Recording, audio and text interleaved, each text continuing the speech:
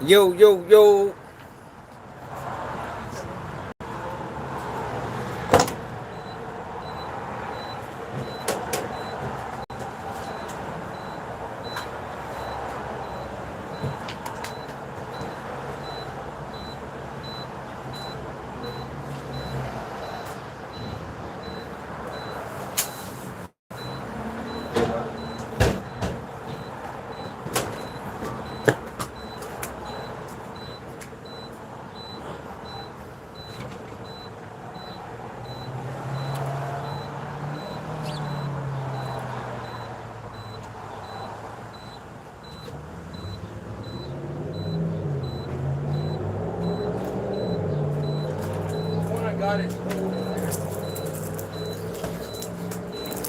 Yo, JB. Shalom to Max. Doubt to what it is. No, I figure since everybody want to blame somebody, I think we just gonna blame Pops. You know what I mean? Man, cause we gonna keep it all the way real, y'all. Everybody need to be following my coverage of the situation, y'all, because we calling out real issues. Like we ain't sticking to the narrative. You know what I mean? It's easy to say all white George. Oh man. That was just part of the problem. Since people want to blame people, I think we just gonna blame Jeff. That man couldn't wait to show his true colors, man. He couldn't wait to show his true colors. So I was gonna do an upload, and I really need to, because it's just amazing how people change. People change when the lights is on. So Jeff Metcalf was on multiple platforms, right? So when he go to mainstream media, this is how he talks. When he go to mainstream media, this is him, right? Hold on. This is him on mainstream media.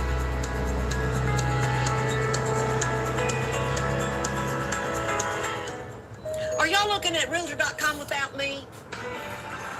And then Morgan's Carmelo Anthony sentence of 35 years. The fatal stand. The whole thing. So look at him on mainstream media. Would be for me to watch Austin walk through my door and hug me. So I don't wish harm on anyone. I actually feel sorry for Carmelo Anthony because I know I can't imagine. I've never been to prison, so but I wouldn't wish that upon anyone. So that's him on mainstream media, right? But you stroll over to TikTok. You stroll over to TikTok. And here he go on TikTok. Oh my God, look, Carmelo's a little baby, he's innocent. No, he's fucking guilty. He's going to prison! Yay! Am I supposed to be excited? Guess what? I'm not. Because I don't promote and I don't accept. I feel sorry for that young man. He's fixing to live a living hell. Not that he doesn't deserve it. Yes, he does. But I'm human. And I'm sorry. I don't wish harm or ill will on anyone. It's not the Christian thing to do, man. It's not the way I was raised. It's not what I was taught. I don't know if it's right or wrong. I just know it is what it is. You be you, I be me. You stay in your lane, I stay in mine. Right. I'm sure he installed some real racist values and principles into his son. I respect you. You respect me. We get along. But we don't fight. We don't stab each other in the heart. If we have a disagreement, you know what? We can use words. And also, we can agree to disagree, and that's okay. But what's not okay is when you lose control and you do something that you can't take back. And now you're responsible. Yeah, no, it's not morning. Evening. Let's open up for some questions, guys. All right, so look, let's go back. Let's go back. Unfortunately, we live in a society where your actions have consequences. And, as a Christian person, people question me about my forgiveness so quickly. I had to explain that to everyone. The forgiveness was for me, For you. so I wouldn't carry the rage and the hate. It doesn't excuse his actions. It's not that it's okay. It's not okay. But it's unfortunate you chose the decision to take my son's life. But you do have to answer for that. What do you think this young man whose Hold parents on. are so And now you want to talk shit? Oh, I've been so oppressed. You couldn't even vote 1960. Look how far you've come. Look at all the free shit we give you. You're not oppressed. You're fucking entitled. You know what DEI stands for? Yeah. I mean, I don't have to be fucking qualified. I just have to be a certain color or race or gender. Whose broad-ass idea was that? I don't know about... Hey, yo, this guy is fucking diabolical, yo. This is two different people. Hey, yo, man, I couldn't even play no role like that, bro. And I don't know why people keep attributing DEI to black people. Like, the black people do not make up the majority of DEI hires. You feel me? So that's just a white racist talking point. But we're gonna go back and forth. From mainstream to TikTok. Just check them out. But when I grew up, there was no participation trophy. There wasn't a safe space created for me because my feelings were hurt. And now you want to talk shit? Oh, I've been Let's so go back. oppressed. defending him, saying that he was simply defending himself, which is outrageous when you look at the actual testimony in the case. What do you think he was trying to do that day? Well, this is the big question I have. If you're claiming self-defense, if I was being accused of something and I was claiming self-defense, I would want to get on the stand and tell my story. Look, I would want to... and for that purpose, right, is the reason why his lawyer told him not to take the stand. His lawyer told him, advised him not to take the stand, just so you can ask that question. Well, if it was self-defense, he should have said something. Yo, this was all a play. This was all a setup, yo. It opened the door. Because if he'd have took the stand, he wouldn't have been able to say that. But being as though he was advised not to take the stand, now it begs the question, what, you hiding something? If it's self-defense, you should be able to explain your actions. Not realizing, see, yo, what happened was, they took advantage of his father. Sad reality. They took advantage of his father, y'all. His father is not... What word I want to use? What they call... Not masculine. Not masculine. But he's not assertive. It's not assertive.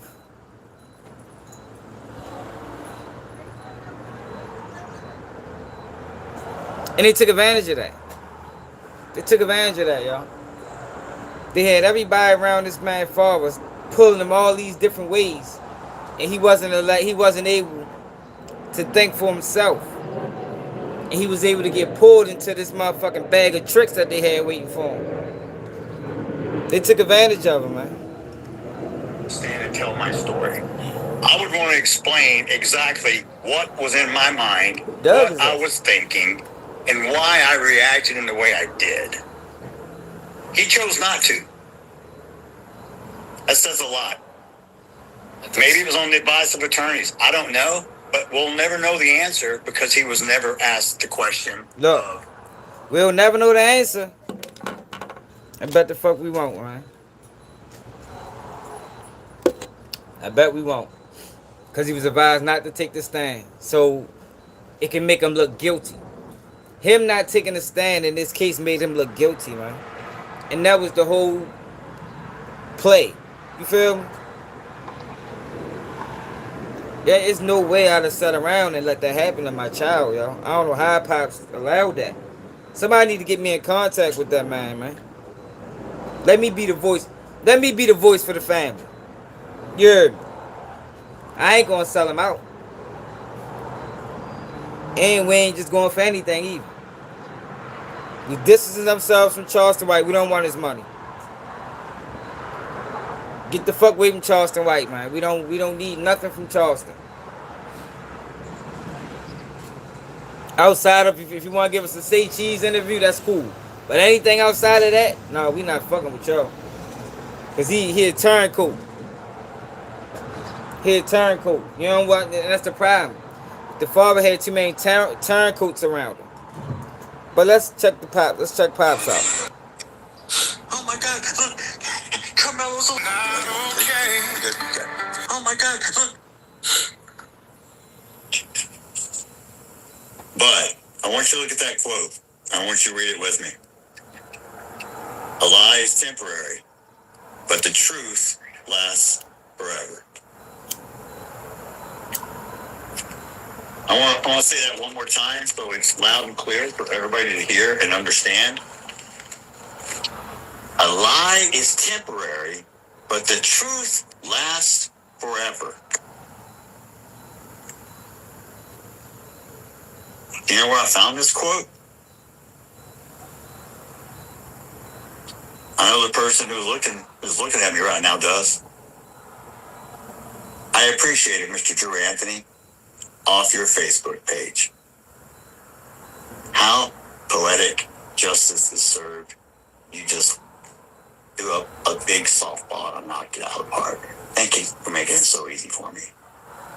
So you can live with your lie if you want to, but my truth is forever. Just like the fact your son is a convict and a killer. Forever.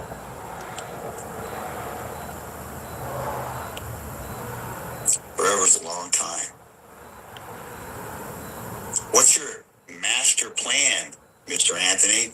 To use your son as income and soak up as much money playing victim to line your pockets and then abandon him when he's at sentencing or victim impact? You just left him up there by himself? Yeah, he probably was advised to do that. You see what I'm saying? Like, I can't think of no logical. If that really happened, right? I can't think of no logical reason as to why y'all wasn't there during sentencing. Like, I get it. You might ain't want to see your son, but you don't leave him alone at that time. I think he might have been advised. This was a whole plot, and I swear, the defense attorney deserves. He deserves the backlash, and I for some reason, even with the lady yesterday that was talking about the judge and the DA, why is the defense attorney and the judge needs to have all the backlash, not the prosecutor? Prosecutor just doing their job. The defense attorney, the backlash and the focus need to be on the people that didn't do their job. The judge and the defense attorney. Like, I'm sure he had to been advised not to come in there. Not to come in there. Because why else would he, like, you got the mother and the father that chose to not be in the courtroom while he got sentenced? That's crazy. That's crazy. He had some bad people advising him, man. They led him right into a motherfucking ambush. Amazing. Amazing. What about you, Drew?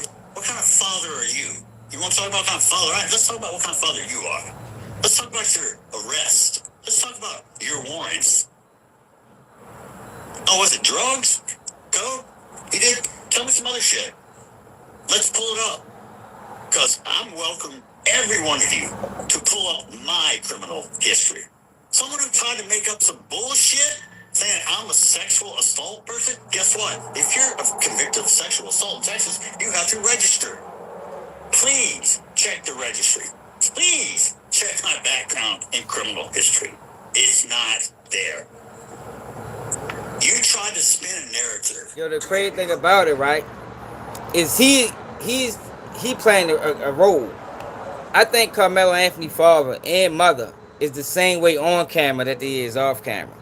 It's obvious this guy isn't. What we've been seeing on the news leading up to the trial is not who he actually is. So, on one end, he showed the world that this is who he was. Because he was never asked the question of why. Now, I'm not going to throw his parents under the bus. Their character can speak for themselves. They can conduct themselves in however they choose to. I understand it's their son, but you need to teach your son about accountability. Yeah. And they're deflecting. Yeah. Take accountability. First of all, you've never said, boy, never, ever showed remorse. Yo, but see, this the thing. Everybody needs to be accountable, man. Everybody needs to be. What you mean? He been speaking the whole fucking time. You talking about he had a gag order? He been speaking the whole time. He been doing interviews and speaking the whole fucking time. And I'm not even talking about him speaking. I'm talking about the manner in which he is speaking. You see him on the news? Listen to him on the news. Look like just a regular guy that harbor no prejudice or ill will towards black people. But you watch him right here. Bad because Look you at look him. bad already by yourself. You fuck up all your own. I don't need to help you. I hope you're proud of yourself, bro. I hope you go home and tell your 3 little kids your brother's in prison because he's a dumbass and he stabbed someone. The fuck did you talk about? I ain't look. You call me a moron, but you missing the point. I'm showing you 2 different people in the same body. This is who he really is. This is what he installed in his children. But to the world, he's portraying this. Boy, never, ever showed remorse. Never apologized. The Anthony family decided to kick me out of a press conference instead of I was there to show the world we could come together. This is not a race issue. No. But what they do, they chose that path. I didn't choose it. You guys are getting. And that's the problem. Yeah. You're getting threatened by No, supporters of the killer. I mean, what the hell is that? And what's your response to it? Look, you're all responsible for 2 things in your whole life. You only control 2 things. That's it. It's your attitude and your actions. Outside of this little circle, nothing. You control nothing. It's all noise. So if someone chooses to be that way, that's a reflection of their character. Has nothing to do with me. Alright, so now let's go back to his character. Tell me how you're going to parent the other ones. Tell me how you're going to explain to them that their brother is a killer. You're going to have family reunions? You're going to leave an empty chair for him? Are y'all all going to wear the striped suits or an orange jumpsuit in remembrance? I don't know.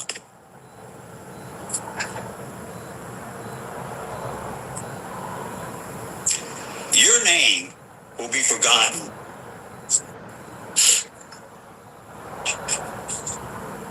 But I want you to look at that quote. I want you to read it with me.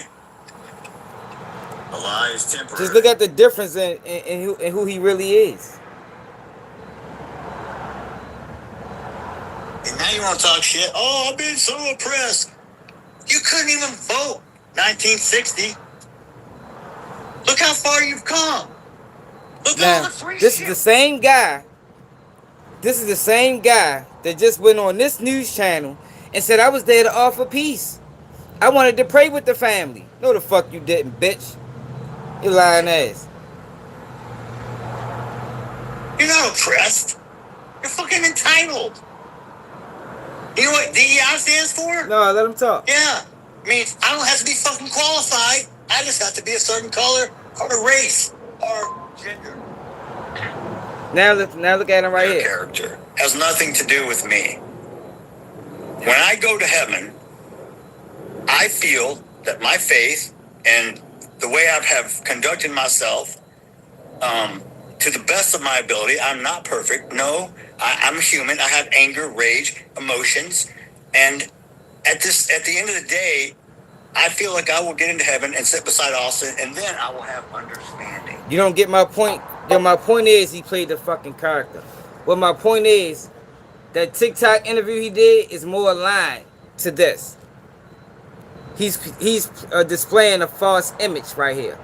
When you think about Carmelo Anthony family, I think the interviews that we seen of them is who they are in real life. He's going to these news broadcasts and playing a role that's not who he really is. He really is a fucking racist. He really has a lot of prejudice that he holds toward black people. And more than likely he toward his son. These people got on the stand and gave victim impact statements and told Carmelo to look at them when I'm talking.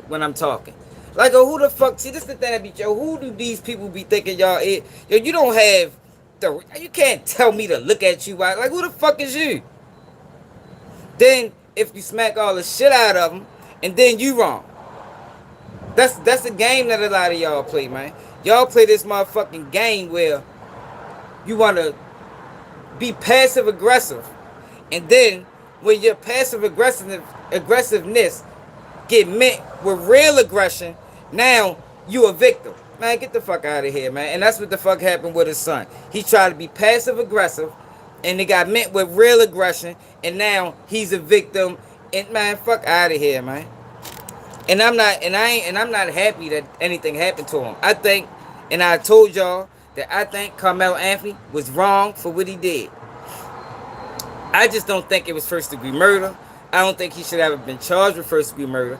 I don't think he should have been convicted of first degree murder, because first degree murder is about intent, and I don't think the intent was there. Stabbing a person one time does not equate to murder. Because if he was intentionally trying to kill him or cause serious bodily harm, I think he'd have stabbed him more than once. I don't think he'd have just stabbed him one time and ran. But yo, y'all be having this mentality. I deal with it every day in towing. I just had a situation just now towing a car. Let me tell y'all what happened. I pull up to a shopping center. Not a shopping center, a Walmart. Mind you, I'm in a tow truck, which is an emergency vehicle. So there's gonna be times when me being a tow truck driver, I gotta block the street. You feel me? So I ain't even blocked the street. I parked in the middle. I parked in the middle of the motherfucking lane, so cars can go around me either way, right? I'm gonna tell you what a lot of y'all do. Mind you, I'm in the middle of the lane, which means let's say the lane started all the way down here. I'm like right here. So if you riding down this street, right, and you ready to make this left turn, and you see my truck right here, let me tell you what y'all do. Y'all ride down the street and park right in front and stop right in front of my truck. Instead of just going to the next lane and coming back around, y'all stop in front of the truck and then sit back and wonder, like, oh, what are you doing? Like, bitch, what the fuck you mean what I'm doing? Why would you, if you see somebody's working in this lane, why the fuck would you still turn down this aisle as opposed to going to the next one or coming back around or just parking somewhere else? But what happened was, I'm parked in the middle. This cars can go both sides. As I'm driving the dude car on the flatbed, old lady gets out of her car, walks. She say something to the customer. Is he aware that he's blocking the lane? What the fuck is you talking about? Now, if I'd have said something to her, like, what the fuck you mean, then I'd have been wrong. That's at least in y'all eyes. That's the victim shit that y'all do. You put yourself in a situation thinking that I don't know what the fuck y'all be thinking. I can't, because I don't think like that. And then when somebody say something to you, now I'm the victim. No, you ain't no motherfucking victim. Why the fuck would you come this way if you seen me working instead of going around or parking somewhere else? But this is what y'all do, man. We don't do that shit. We don't do that shit. No, I don't think she was racist. I think that y'all, some of y'all, not everybody, I think some of y'all have y'all walk around. What's the word? No, I can't. I just think y'all lack common sense. Like, for that, I think a lot of y'all lack common sense, lack common courtesy.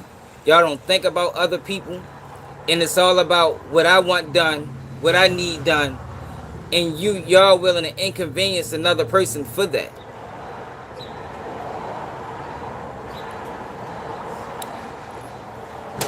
No, I'm just talking about what I see. I'm not getting this off of social media. This is what I see in my day to day in my job. This is what I see in my day to day in my job, man. And I don't see this when I deal with black people. I don't. But this is not a narrative. This is not a narrative that's put on y'all as a race of people. That's why I said some. I didn't say all. I said some. When y'all talk about us, y'all characterize us as a whole. I said some of y'all. I made sure I said that because I know everybody isn't like that. So I said some. And y'all have a history. Some of y'all does this and don't realize you doing it. So bringing this back to the conversation that I'm having, or the point that I was trying to make is, Austin Metcalf, for some reason, he thought that it was a good idea to tell another kid to move, and ain't see nothing wrong with it.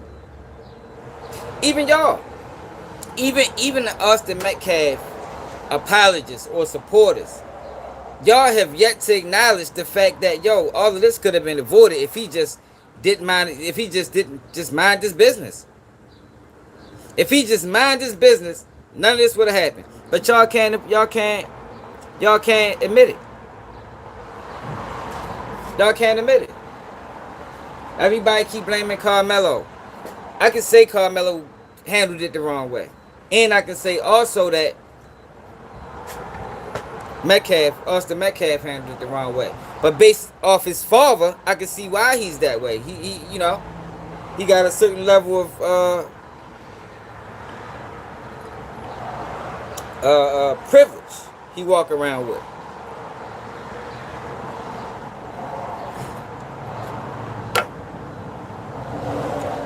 Alright, come on, Nightbot.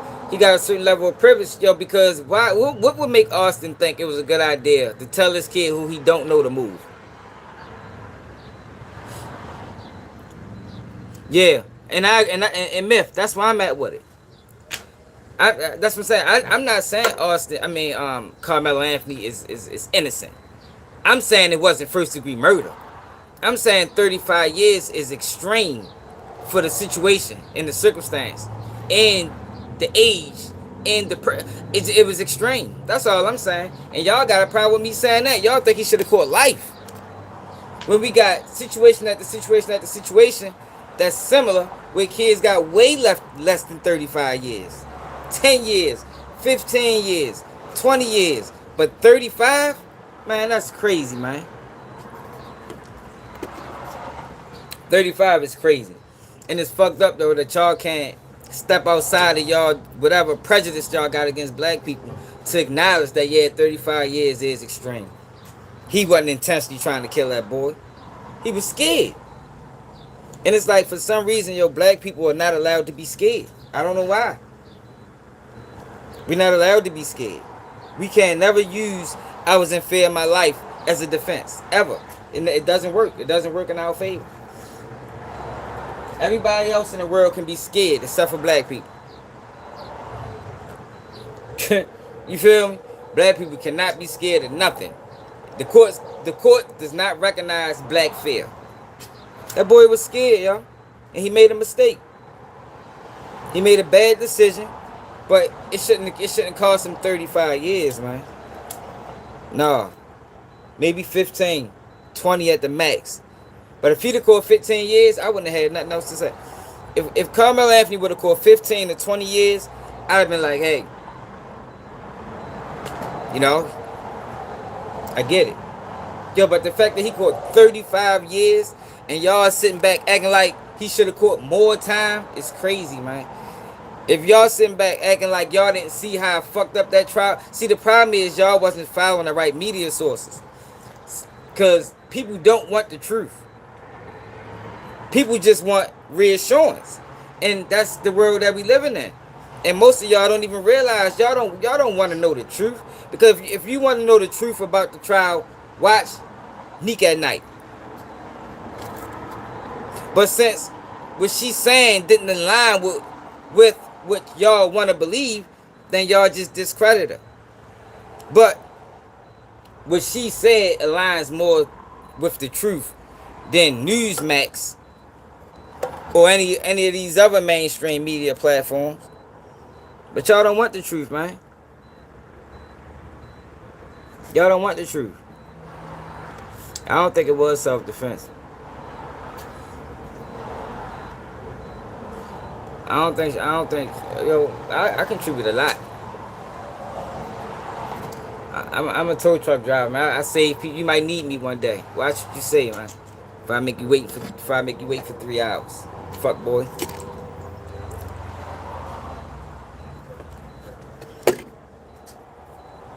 If I make you wait 3 hours on the side of the road.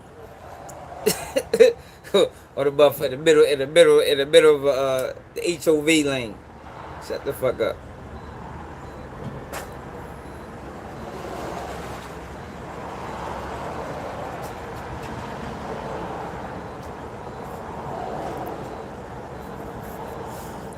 But yeah, yo, 35 years is excessive. But I see why he thought he can just make somebody move. Listen to his father. Listen to how his father talk. Listen to how his father talk. I don't know what gave Austin Metcalf or what Austin Metcalf. Whose broad ass idea was that? I don't know about you, but when I grew up, there was no participation trophy.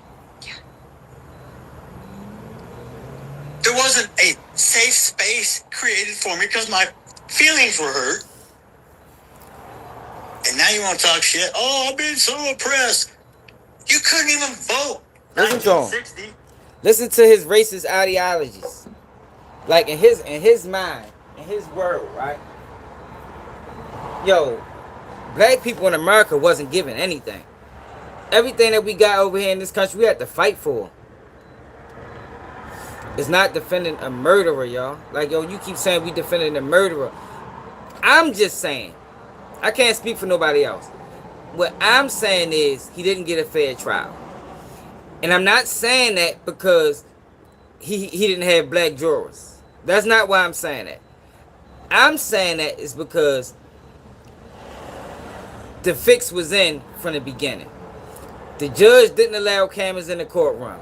The judge allowed people or the Metcalf family to cry in front of the jury.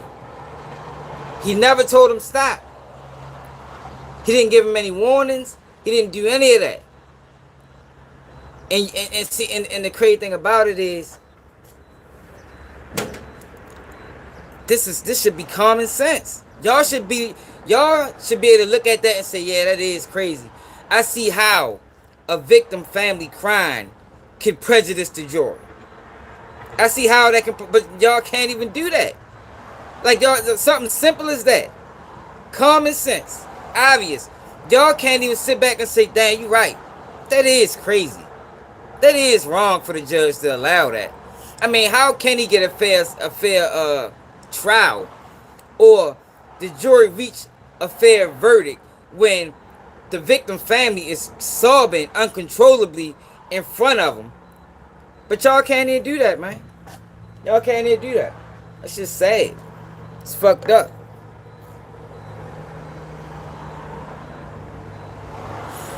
Yo, judges do not normally allow that in the courtroom.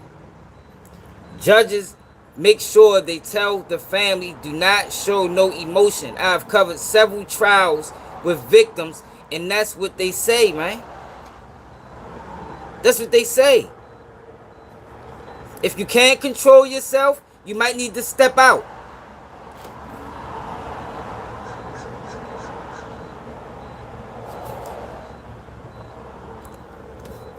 Yeah, thank you. You said they allow what? You might need to step out because it can prejudice the jury. The prosecution asks non-expert witnesses, kids. Listen to this part then.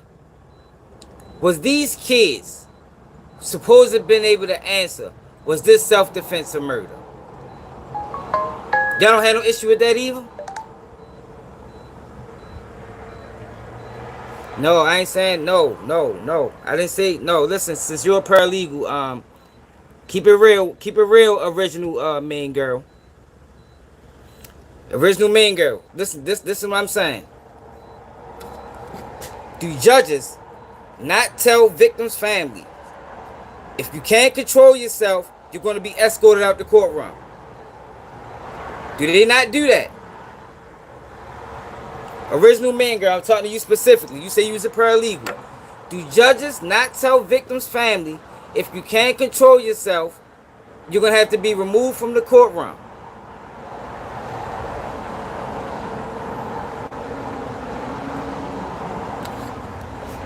Because I'm sure they do. I'm sure they do. Look how far you've come.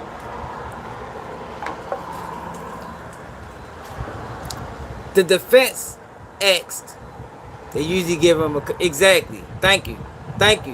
They normally give them warnings. Like I said, none of that happened in this trial. Not one time did the judge tell Austin Metcalf family to stop crying, to control yourself, or you got to be escorted out. It didn't happen not one time in the trial.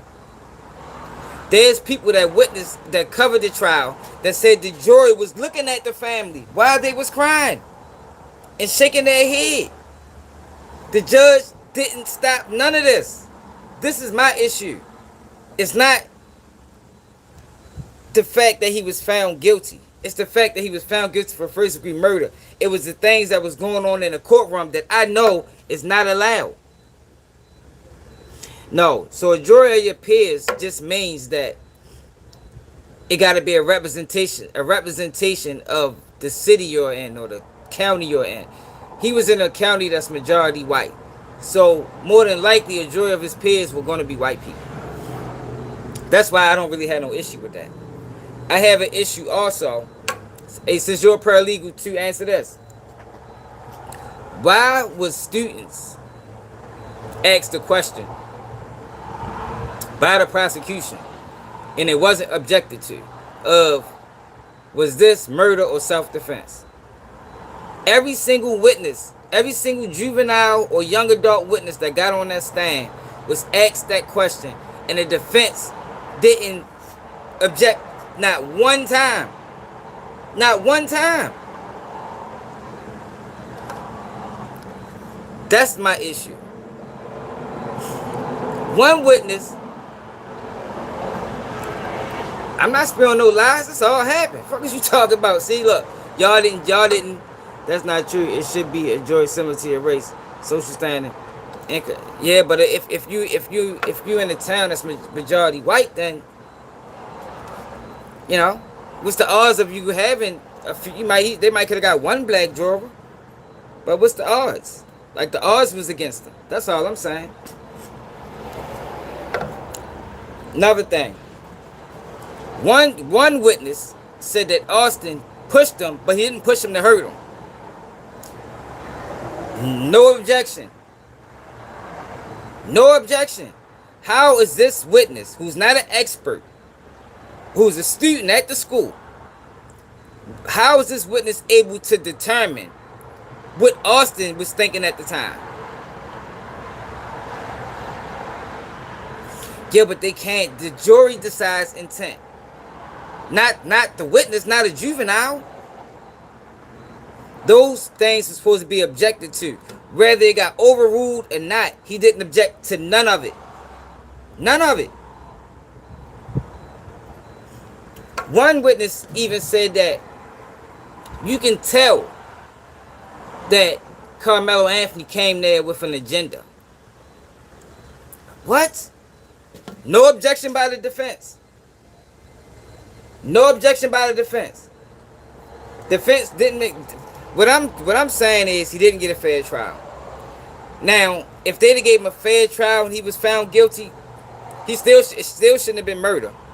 But I wouldn't have had nothing to say. My issue is that he didn't get a fair trial. I'm not making up anything. I'm not making up anything, yo. This is. Do I gotta pull it back up? Y'all just didn't watch the right people. Let me go back. Y'all just didn't watch the right people covering it. That's all. The people y'all covered didn't cover this part. It didn't fit their narrative. Y'all just didn't watch the right people. But I'm damn sure ain't lying at all. Listen to it. Since I'm lying.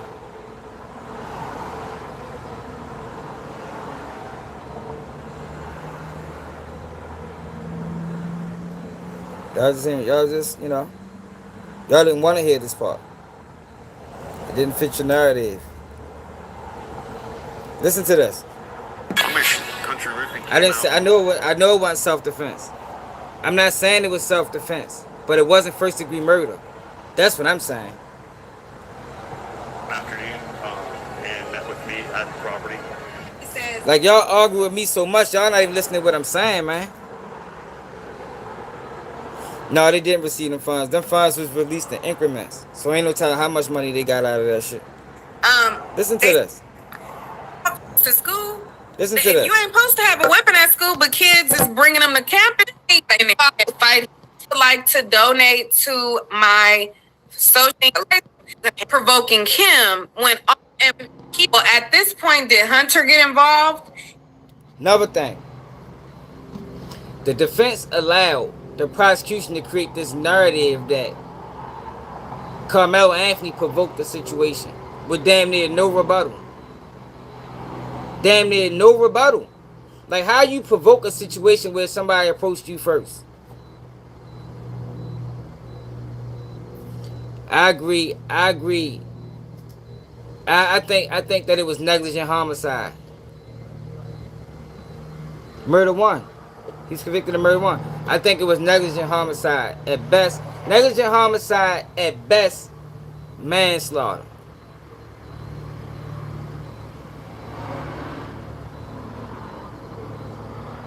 Not first degree murder, y'all. I don't think, because first degree murder, it's intent there. He didn't intend to kill that boy.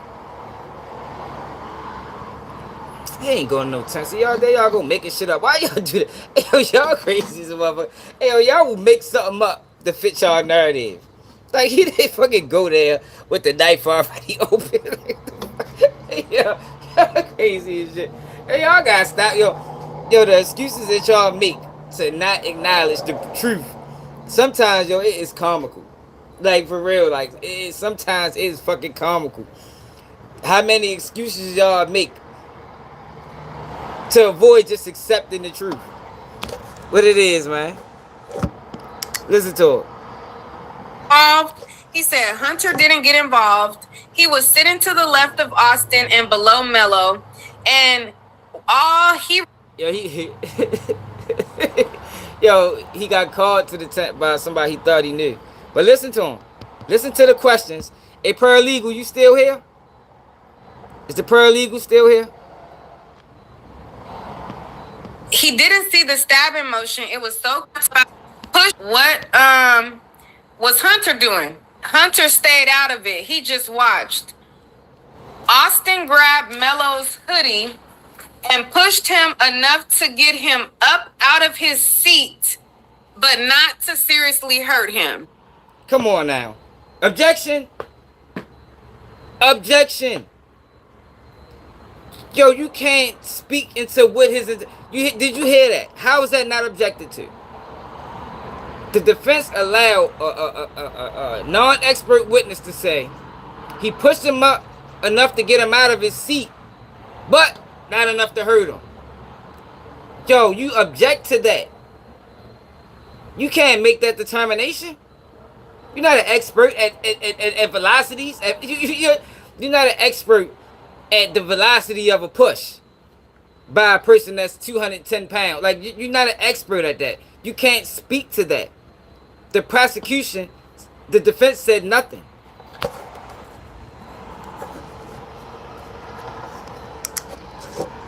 See, y'all is crazy, man. Listen to it again. Austin grabbed Melo's hoodie and pushed him enough to get him up out of his seat, but not to seriously hurt him.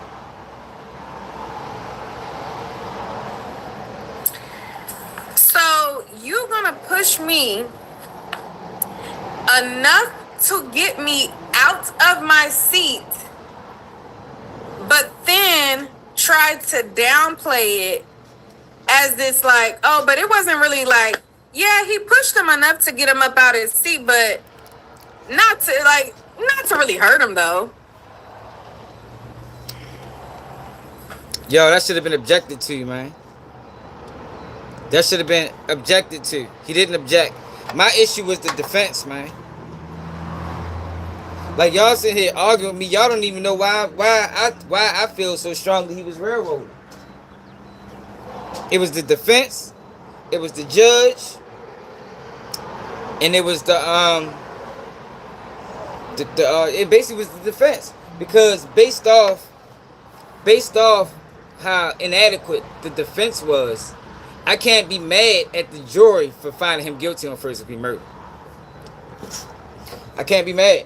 I can't be mad at the jury for finding him guilty in 3 hours. I can't be mad at that, because they didn't put on no defense. Carmelo Anthony supposed to got on the stand, because nobody can speak to your intent or your mind frame like you can. He's supposed to got on the stand.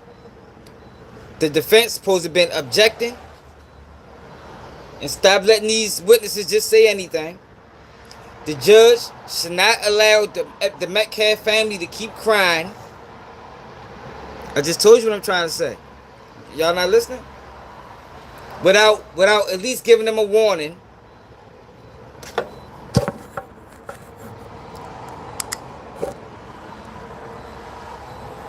This ain't got nothing to do with He said he pushed him enough to get him up out of his seat, but not to seriously hurt him. And the push wasn't hard, but he didn't see the stabbing motion. It was so quick. He didn't know what happened. He saw him lift his shirt and the inside of the stabbing. Then they wanted to know, well, at this point, did Hunter get involved? He said Hunter didn't get involved. He was sitting to the left of Austin and below Melo. And all he remembers is just being in shock. After that, they went to the buses with Coach Ruiz. He said it didn't look like Austin was trying to pick a fight, but it looked like Melo was trying to pick a fight.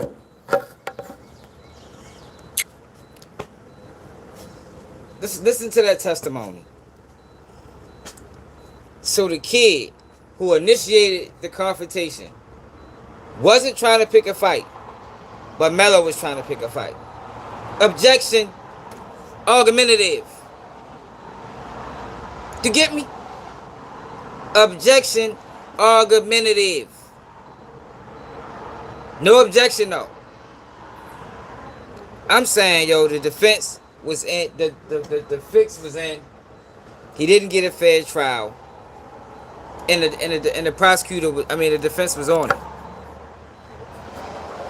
No, they can't.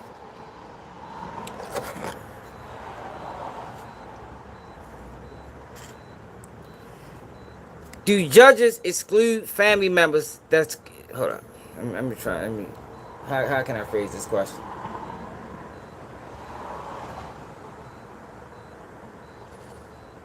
If a family member of a victim is crying in court in front of the jury, what is the judge supposed to do? If a family member cries in court, the judge must keep the trial fair and impartial. They balance empathy for the family's loss with the defendant's legal rights, ensuring the trial runs smoothly without disruptions, as family members have the right to be present. For legal advice, consult a professional. Do judges tell do judges tell victims' family members during court proceedings? Shit. Judges usually don't directly inform family members about case details. No. Not what I was trying to ask.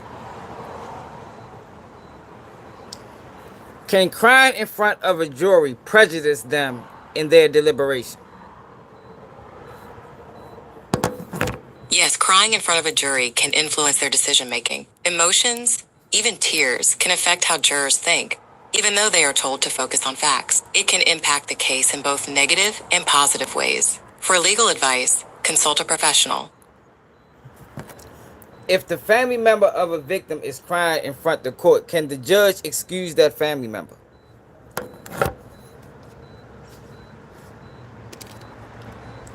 Yes, a judge can excuse a crying family member.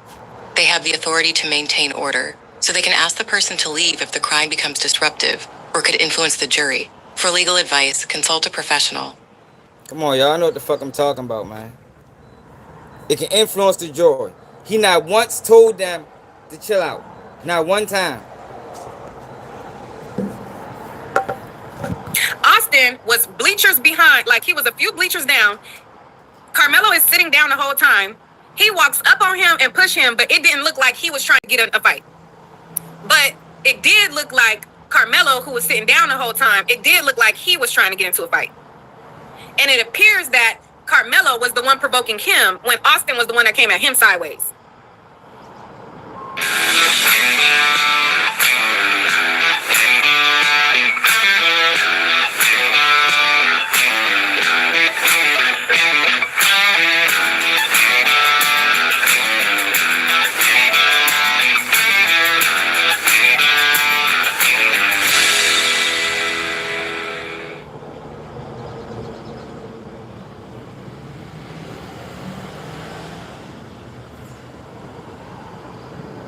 Run faster, jump higher, be more explosive?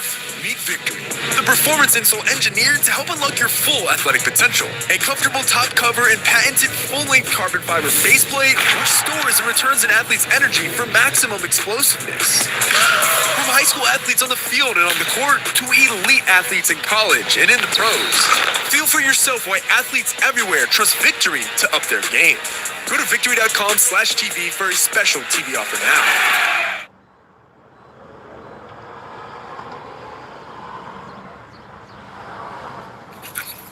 It's like, okay, make that make sense. Now, for me, it's like, okay. But to the media, they're like, oh, this proves that Carmelo was provoking him. Like, the kid said that Carmelo provoked him, so yep, he provoked him. And I don't give a damn what the kids say. That don't make logical sense.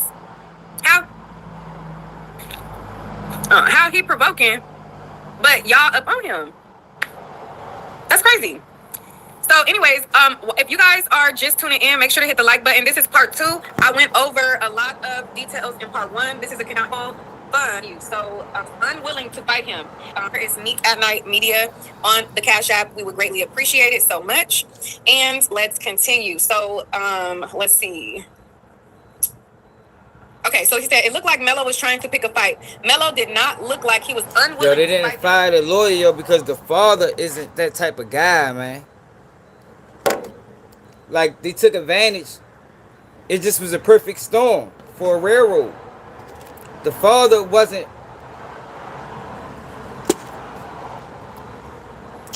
What's the word to use, man? He wasn't no stand. He ain't that type of guy, yo.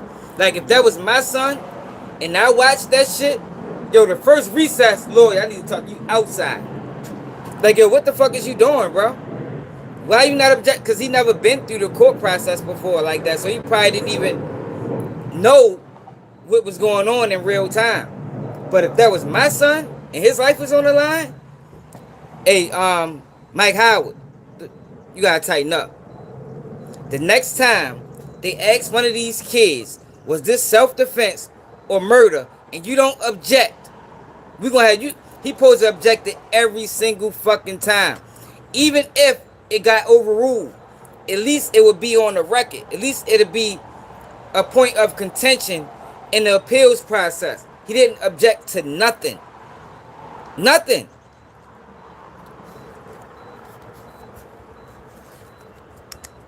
He just allowed them to go. Was unwilling to fight him. He was sitting the top right of the tent. Says the top of his backpack for Melo was open and he had his right hand in there. Nobody thought, oh, and this is when they said another buzzword. He said he had his hand in his bag, but nobody thought a knife would be at a track meet. If he got his hand in his bag, anything could be up in there. Objection. Speculation. How is this witness going to say what nobody thought? Now, this witness can then, so once they object to that, and it gets sustained, the prosecutor can then choose to ask the question again, and this particular response could be, I didn't expect him to have nothing in the bag, but he can't say nobody. You understand? That changes the whole dynamic of the situation. Nobody? So he just caught everybody by surprise. Like, so you now, this witness is speaking for everybody. Everybody at the bleachers. No, that witness can't speak for everybody. That witness can only speak for what they saying, what they know. They can say, I didn't expect him to have nothing in the bag. But you can't speak for everybody. You're supposed to object to that. You're supposed to object to that. And he didn't. Anything could be up in there. But they kept saying these buzzwords like, okay, like you got to hit this point. Like, you know what I mean? It just felt like you got to hit this point or hit that point. He had his hand in his bag, but nobody thought you would have a knife at a track meet. If somebody got their hand in their bag, you better think something, wherever they are. You better think that they got something. Because let's not act like we in a world where there ain't kids bringing weapons to school. You ain't supposed to have a weapon at school, but kids is bringing them to campus. There's tons of school shootings. There's tons of weapon-involved incidents. Like, if somebody put their hand in their back. Yeah, my kids don't even go to a predominantly black school. And I be getting mail. I be getting text messages and emails about weapons on campus. So don't act like this is something that happened with black people, y'all. The school my kids go to, it's probably more mixed kids than it is black. And I think white kids dominate the mixed kids and black kids. And I get messages frequently, every school year, about weapons being not found at school, but the school being shut down due to them suspecting of a child having a weapon.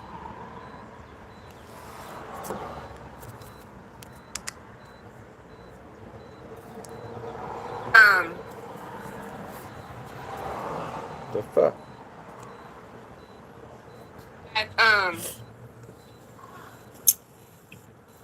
He said that Hunter was on his phone and he just let his brother handle it, and he turned around only at the end of the altercation. They said during the altercation, was Melo standing? He said when Austin goes to move, Melo stands as Austin is grabbing in an upward motion like a lineman drill. So so they kept bringing up the type of. So now this witness is saying Austin grabbed him up like a lineman, like he tried to physically remove Carmelo from the seat. I'm just saying, y'all, I'm not justifying the stabbing, because like I said, it didn't reach the level of self-defense. But yo, we not gonna paint him out to be no stone cold killer that deserved life in prison. And 35 years was excessive. It was excessive. And y'all can debate it all y'all want, but the appeals court is going to speak, and y'all gonna be upset when it happens. When this conviction get overturned, y'all gonna be like, dang. Y'all gonna be thinking y'all got done wrong. And the only reason y'all gonna be thinking that is because y'all following the wrong media pages, and then the pages like me who trying to be objective and be fair about the situation, y'all don't want to hear that. Y'all don't want to hear that. I'm being fair. I ain't being biased. I have not one time said that this was self-defense. Not one time have y'all heard me say this was self-defense. I ain't trying to rage bait. I'm trying to give y'all a detailed, truthful, and honest breakdown of what happened. Manslaughter, and I think it was just manslaughter. I think his only lesson included was manslaughter. They ain't even give him the option of negligent homicide. Cause that's what this was, man. This was negligent homicide. He made a bad decision. He made a bad decision that cost somebody their life, but he didn't intentionally try to kill him. He didn't do that. He was legitimately scared. And it's like, damn, yo, it's crazy that racism's so deep that people can't even acknowledge that shit, yo. Like that's the shit that really bothers me about this whole thing. Like, people view black people in such a disfavorable light that even when it's obvious an injustice occurred, people can't even admit it. Like, that's crazy, man.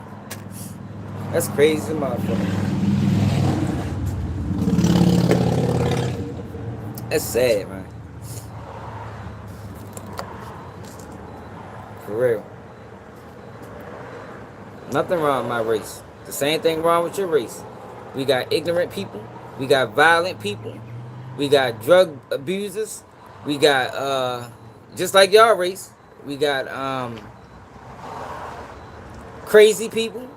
You know, we got mothers that don't take care of their children. We got fathers that abuse women. Just like every race. Just like every race, man. It is sad, man. It is sad.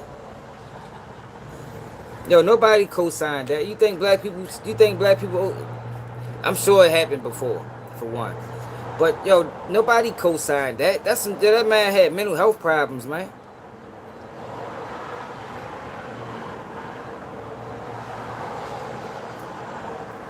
That's something he did on his own. You think black people championed that? Man, that was dumb as shit. That wasn't cool. That ain't black culture. That's some shit his dumb ass did on his own. The fuck? You can't that's the problem. You can't put that on all black people. You can't put that on the whole black race. Ain't nobody protest for him. That shit was fucking stupid.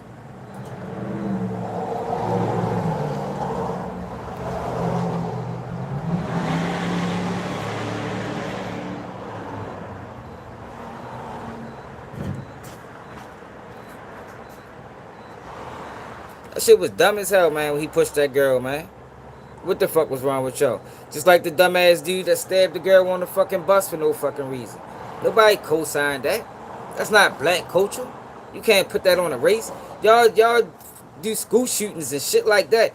But the crazy thing about it is y'all use these little couple instances to demean a whole race of people, y'all, and that's where y'all wrong at. Because, like I always say, the same thing can be done for y'all. If we took the trailer park and made that the face of white America, y'all wouldn't like it. When you know you're not living like a person in a trailer park. When you know you out here taking care of your kids, you ain't addicted to drugs, you don't believe in incest. You understand what I'm saying? You take showers, you ain't dirty, walking on the ground without no socks or shoes on and shit.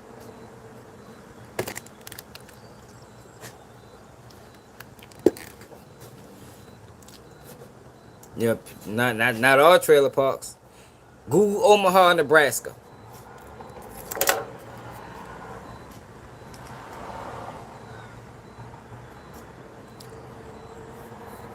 What is the oh shit. What is the ethnic background in Omaha, Nebraska? Omaha, Nebraska is a diverse city.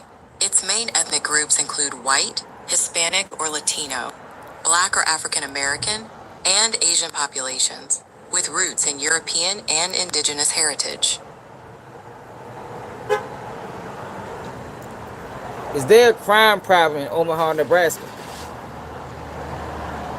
Omaha's crime rates are generally on par with, or a little above, national averages, but violent crime has been decreasing. The city is considered quite safe, with overall crime at historic lows after a recent 10% reduction. Now, if I was asked, so Baltimore has experienced lows too.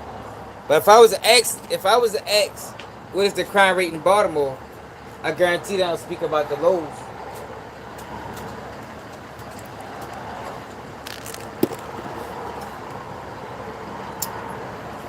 Come on now. That's crazy to say, y'all.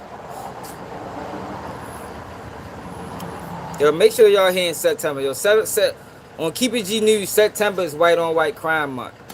So make sure y'all here so y'all can get so y'all can understand what really be going on in white America. So maybe y'all confused because it's not happening on y'all street or y'all block. But crime doesn't have a color. Crime doesn't have a race, man. Crime is universal. Everybody commits it.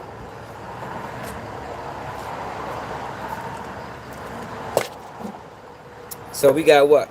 This June, July, we got 3 more months to white on white crime month. It's where we take time out to recognize the crimes that white people commit on other white people.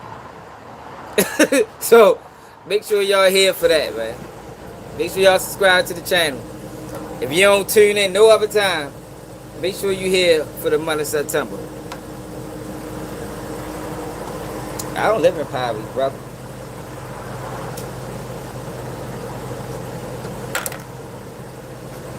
Redlining is what created it. Yeah, he wild, ain't he, bro?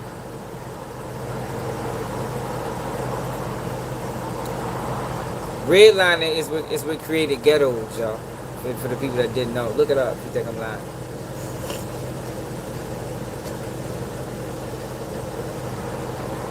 Like, y'all don't even know about your own country that y'all so proud of.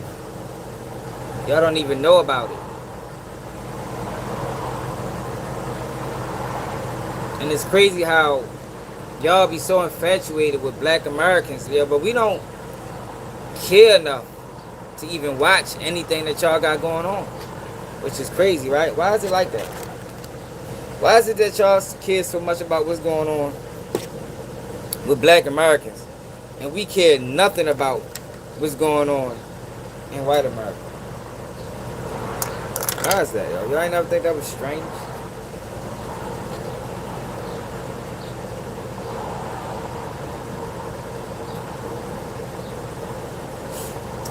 You know why ghettos still around? Economics. No, lack of resources. No. It's a number of reasons. No, lack of education. So it all breaks down to economics.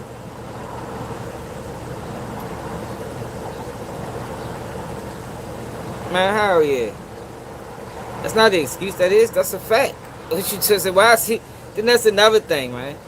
Like, y'all just won't accept facts. It's not an excuse. That's like saying, why is trailer parks? Why are people still using drugs in trailer parks? Like, what kind of question is that, Jake? Can you answer that? Why is drug abuse a problem in the trailer park community? Why? Let me know.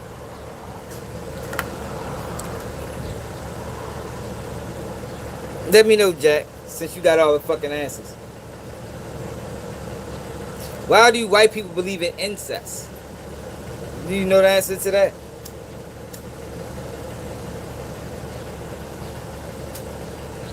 Hey, Jack, talking to you, brother. Why do white people believe in incest? Or certain white people? I ain't going to get that. Because I never put everything on white people, because white people has been blacks' biggest allies when it comes down to, you know, racial disparities in this country. So I would never put it on all white people. Hey, Jake. Fuck you ain't. I got questions for you now, man. The fuck taking you so long? You had all these questions at first. Now I got a question for you. You can't answer it. Why do some white people believe in incest? You ask me why do ghettos still exist? Now I'm asking you, why do some of y'all believe in incest?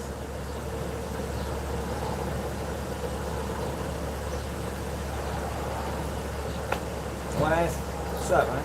No, good.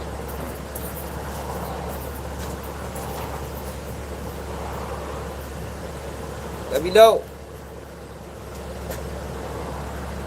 Okay, and they give me no answer. How about this? Maybe you got the answer to this. Why are y'all?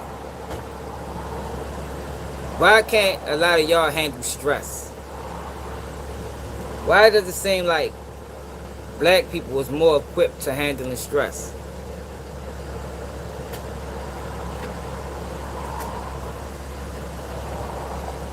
Why do white kids shoot up schools? I mean, we can ask questions. You know, if you, hey man, it's a lot of questions that could be asked. You don't have no answer, do you? What you don't? That be the thing, right? They be having all answers for black people, right? But they don't have no answers for what the fuck go on in their own race.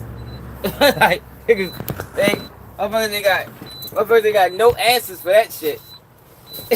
But why do white kids shoot up schools and higher race than black people? Do you have the answer for that?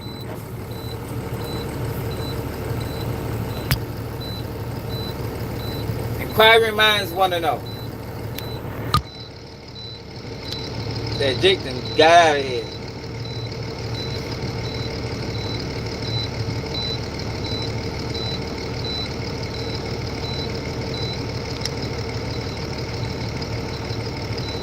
I can tell you why black kids shoot up each other. Because we're living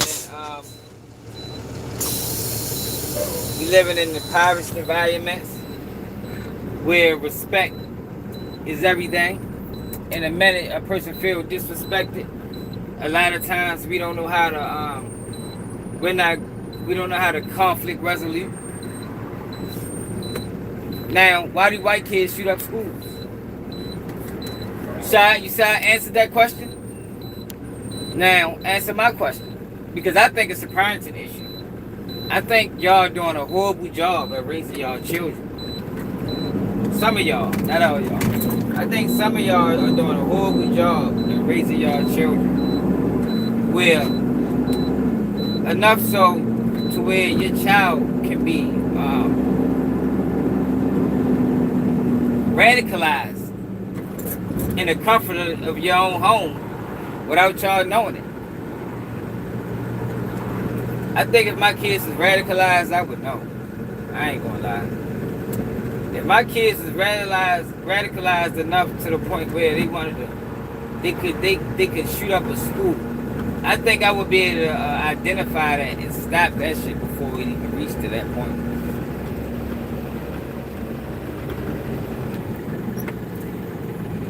Do anybody have the answer to that? I agree, Rigo. I agree. I don't think crime has a race, but for some reason in America, they gave crime a race. They gave murders a race. They gave poverty a race. But I agree with you. I don't think crime has a race or ethnic. I don't think poverty does either. I don't think laziness does either. You know, I don't think that any of the stereotypes that they put on black people is just something that's strictly done in the black community. I think you got lazy people in all races. That's what I believe. That's what life showed me.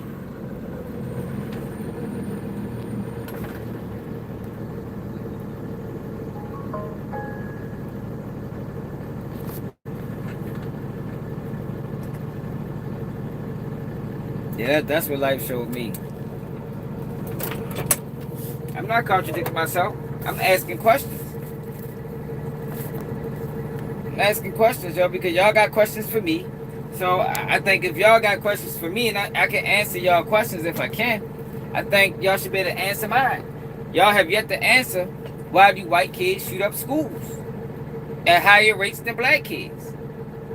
Y'all asked me about black kids killing other black kids, and I told y'all, to my knowledge, the reason why I think that's the case. Now, I'm asking y'all about school shootings and why do white kids commit school shootings at damn near 3 times the rate of black kids? Do anybody have the answer?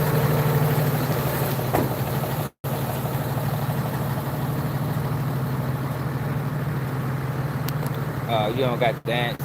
Just say you don't got the answer, man. God damn, don't start making up shit. You know what I mean? You ain't gotta start lying and shit. That's like a female. You know, females, they do that shit. In order to duck accountability, they just start making up shit and lying. Why y'all do that? Y'all do that shit way more than us, and y'all say we lack accountability.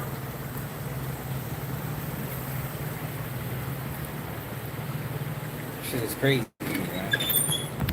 I don't understand it. Yeah. Here you go. Yeah, I don't get that, man.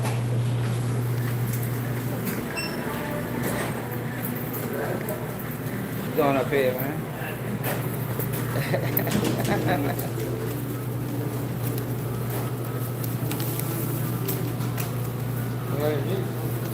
That's been some dragging miles. We looked up the statistics.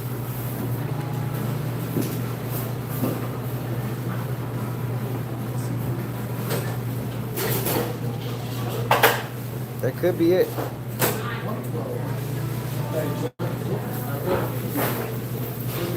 you doing?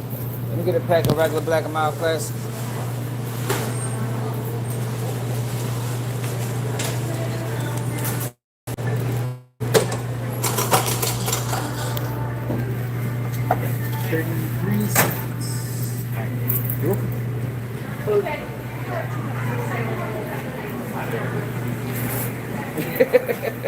Yeah, because they don't got.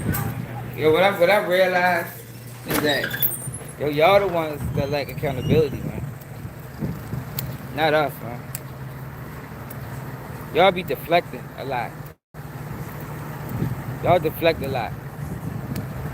Like whenever you get asked a straight up question, instead of just answering the question, you deflect it back or you answer it with another question. Like females. That's like shit girls do, man. Like they can't never give you a straight answer. That's what those questions turn into a whole motherfucking irrelevant ass topic or irrelevant ass response.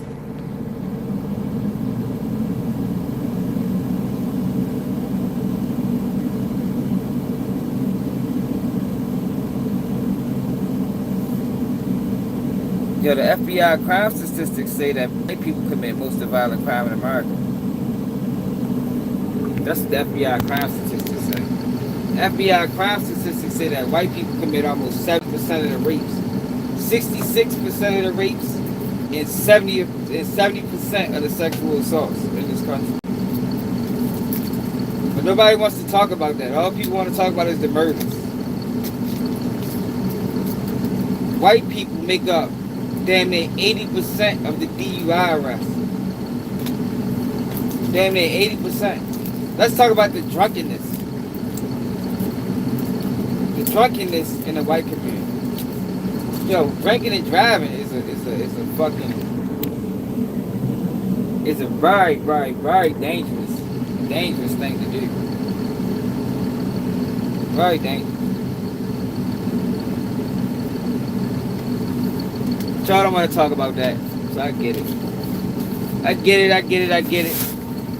But the whole point of this video was to highlight Jeff Metcalf. Based off of Jeff Metcalf's recent actions, I now understand why is it that Austin thought it was he had the authority to just tell another person to move, and they had and they had to listen to him. It makes sense. It makes perfect sense.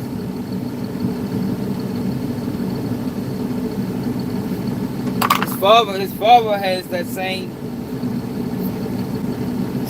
shit with him.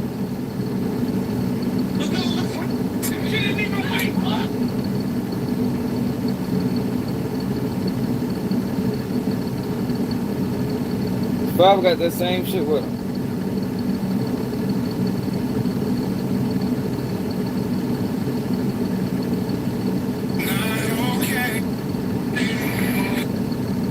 Baseball, I was in.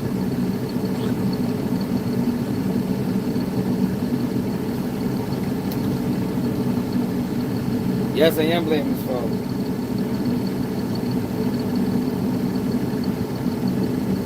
Yes. Did you not see his father in action? Did you see his father? Check him out. To drink. And a Coke. And a Coke. And a Coke. And a Coke. And a Coke. I mean, he blamed Carmelo Anthony's father or family. It's probably the worst pain you'll ever feel. I think Carmelo Anthony come from a better family than I him. mean, even if you lost your parent, your spouse. I think so. That's pretty much everyone lost their spouse or something. And He's not in a broken home. it's His mother and father is married. I'm not minimizing the loss of I believe he it's come from a better different family. type of loss that I pray to God no parent ever has to. I do. It will crush you. It will break you. And you will never be the same again. But I said the Yeah, same. but that's not who his father was playing the game. Early on, when this first happened, and he needed the sympathy of the people, he was playing a character. Now that the trial is over, he's showing his true colors.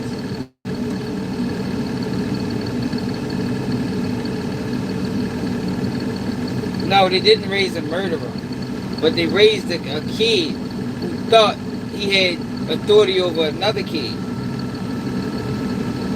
Is that right? Do you raise your kids to tell other kids what to do? Is that how y'all raise y'all children? A David.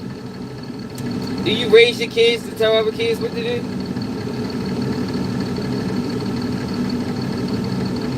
Because I think if my child was on the track team or the football team, and there was another kid that came to the tent, I don't think my son would care. I don't think my son would care. Neither one of them. I ain't say what Carmelo did was right. I think what Carmelo did was wrong. I don't think he should have stabbed him and killed him. I think he just was scared and acted out of emotion and made a bad decision.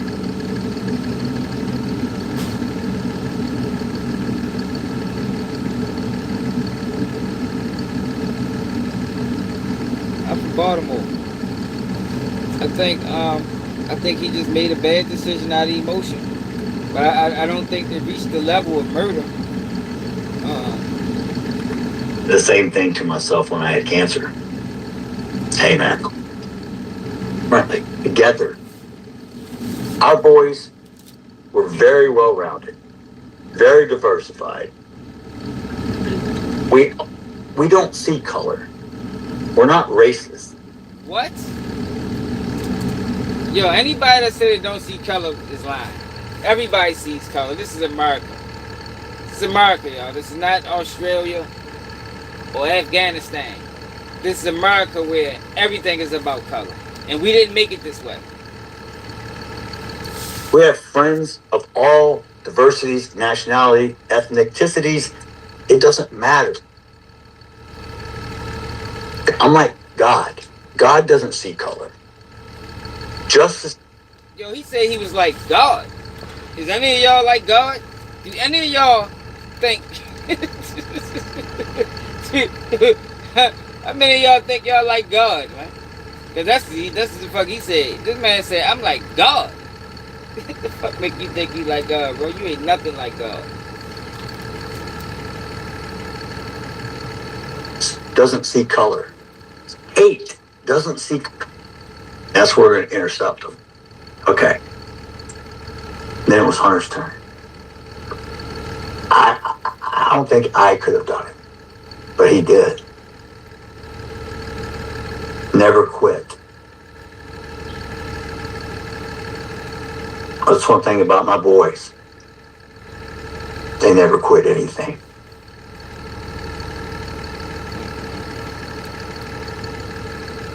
I may not have been the perfect father,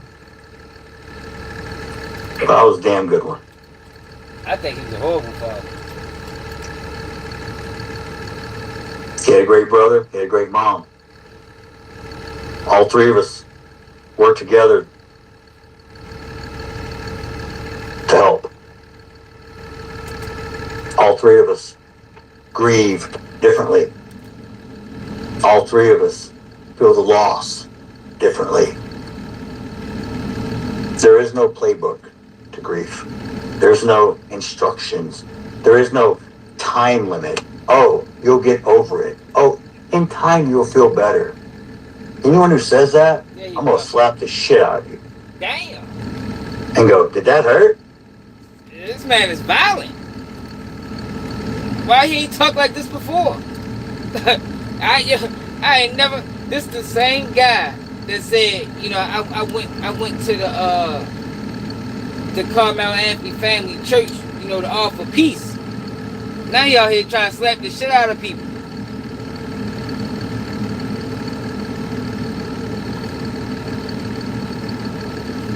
No, it didn't. Don't tell me what you don't know.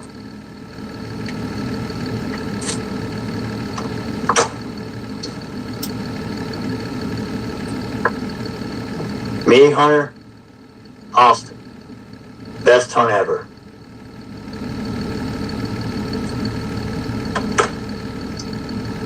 We went to eat our favorite barbecue place. We'd stop. It's on 281. It's called Natty Flats. It has the world's biggest cedar rocking chair in the world, made, sitting out front, like 40, 50 feet. What can I get you to drink? And a Coke. And a Coke. And a Coke. I'm in a Coke. I care about the world's biggest rocking chair.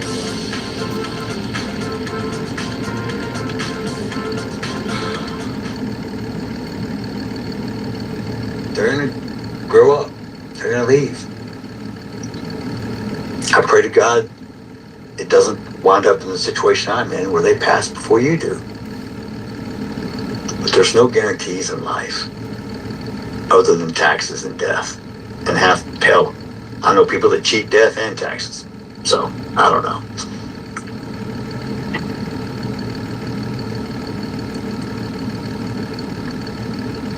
What kind of commitment or what kind of job or how did you contribute to society while you were here? How'd you leave your mark? What were you known for?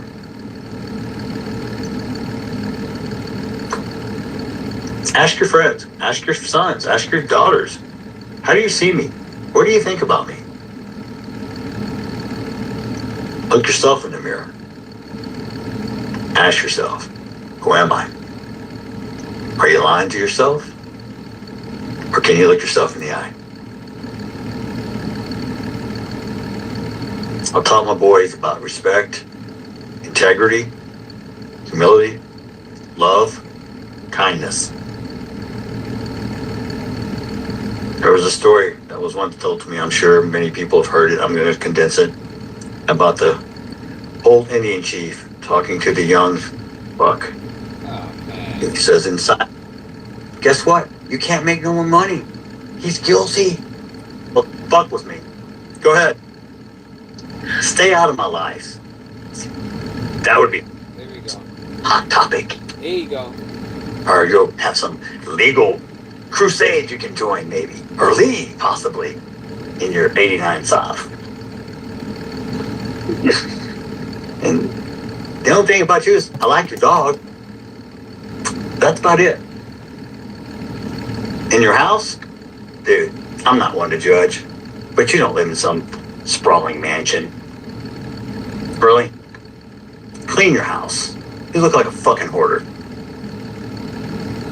Better yet, why don't you have Tiffany move in and y'all could live together and do a podcast? That would be fun.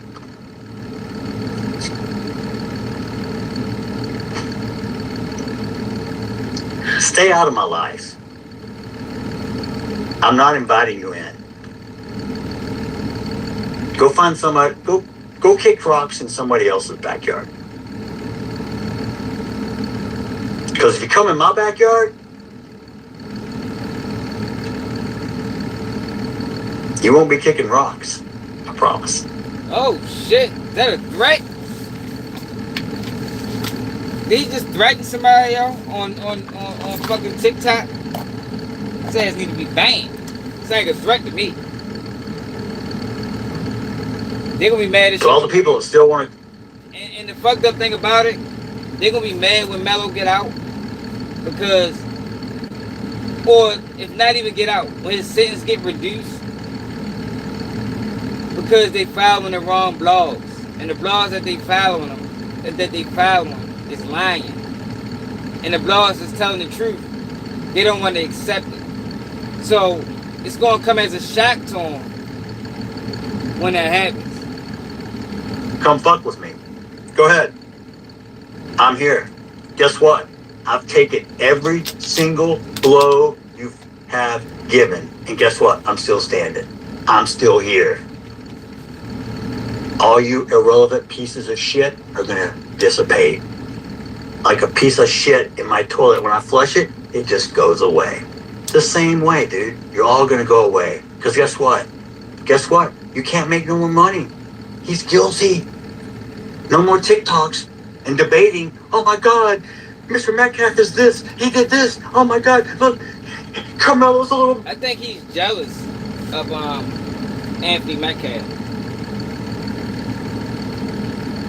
I think he's jealous because he know Anthony Metcalf is a better man than him.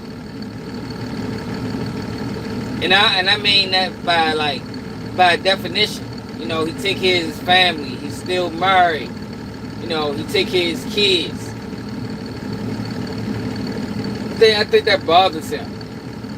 Because Anthony Metcalf doesn't fit the prototype or the stereotype.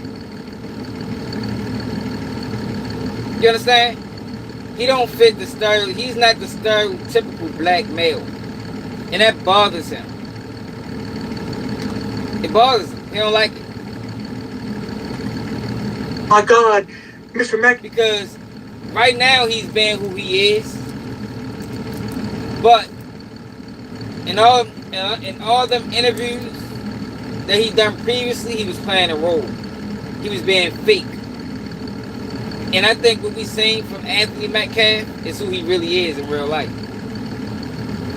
He was lying. Metcalf is this. He did this. Oh my God, look, Carmelo's a little baby. He's innocent. No, he's fucking guilty. He's going to prison.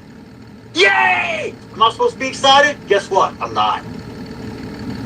Because I don't promote and I don't accept. I feel sorry for that young man. He's fixing to live a living hell.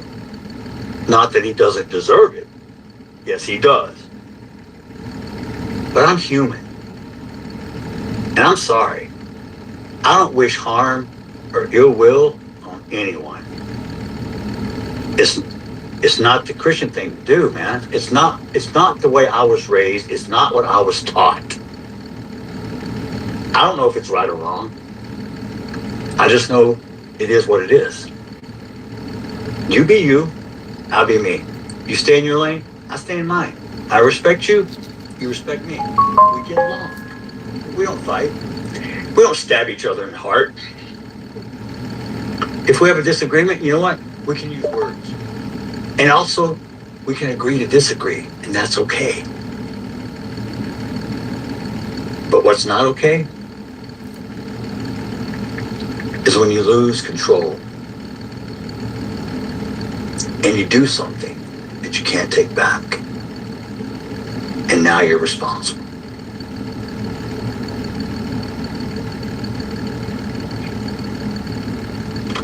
Let's open up for some questions, guys.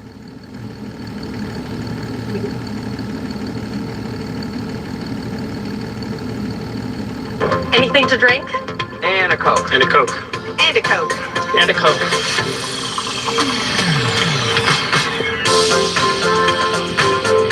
Yeah, his father. This where his son get it from. This where his son get it from. Okay. I know you've been under the gag order for the past year, and I really hope that this was some sort of release for you. 100% that's what this was for. I'll be honest, I'll be honest, it's very therapeutic. I will apologize for the colorful language. I try to refrain from that, but this is the first time in over a year that I'm able to speak. And I feel like the muzzle has been taken off, and I'm a racehorse at the Kentucky Derby, and the gate's just waiting for it to open. And, you know, if I offended somebody tonight, I'm sorry, but get over it.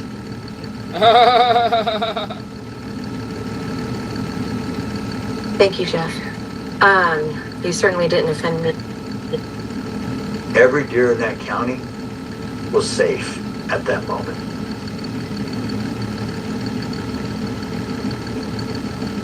Greatest hunt ever. Gone.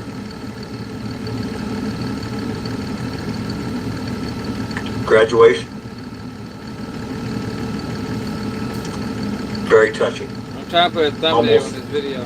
Surreal for me. For that, we're going to talk about Frisco ISD in a minute, but during that graduation ceremony, he got his diploma, he walked down, and he turned around and had to go back up and get his brother's diploma. The whole place erupted with applause, which turned into a standing ovation. Every single person in the arena for 30 seconds or more, until Hunter made it back to his seat and sat down. Everyone stood and clapped.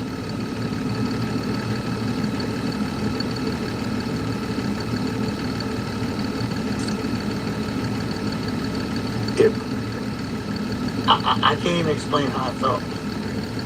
It was bittersweet.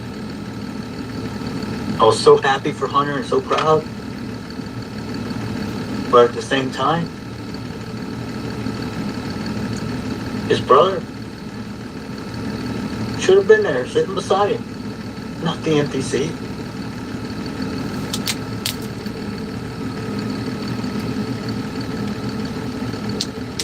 Life isn't fair.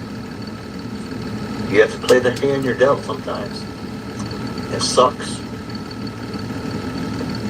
Because if I have a 6'9", and I'm playing poker, you think I'm going all in?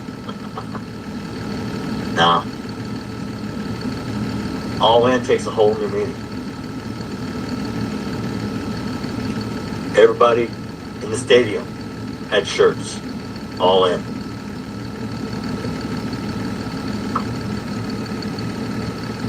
I know many people will know this, some may don't. You know what this means? No, it's not a gang sign. If you have any person has maybe a hearing impairment, this is sign language. This is I love you. I don't even get to go buy 2 guns for myself. So went out and got them rifles.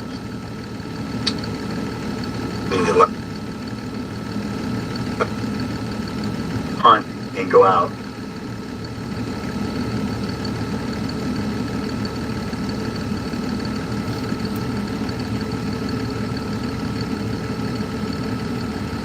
Life isn't fair. You have to put the sheer emotion showed by them, every person on that field and in the stands. We all knew who else was watching. Who else was watching, bro? Let us know.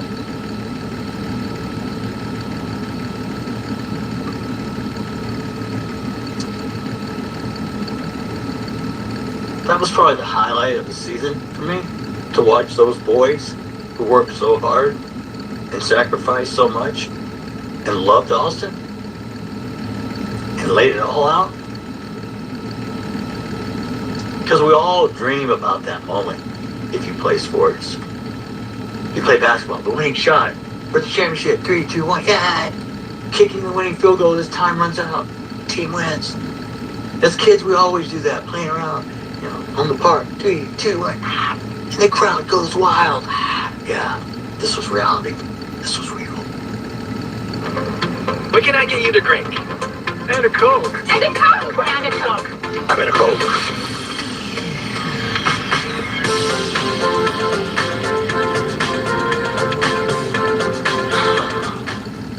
Nationwide is so much more than a great insurance company. That was sitting way too long. They took my ass in the house.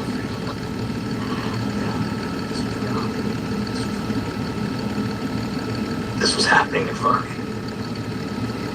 And I felt Austin's presence there watching as he smiled above us. He always called me Pops. It was cute because he had this little smirk. He'd be like, "It's okay, Pops. I got this, Pops." The night after he was killed, I had a dream.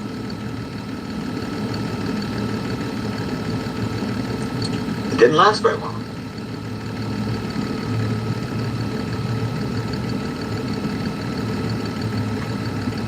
I see Austin. And he's wearing his camo that we were hunting in. And he walks up to me and says, "Pops, I'm okay." Oh, lying. And I wake up. He lying like a motherfucker. And I just bawled for hours. But he came to me and told me, "I'm okay." And I said, "I'm not."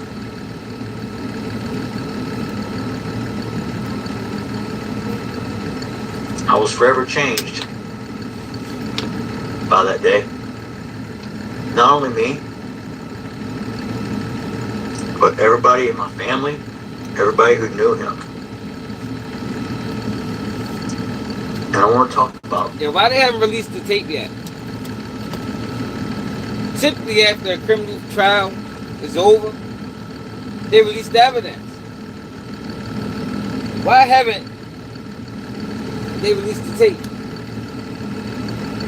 Somebody might got put in a FOIA request.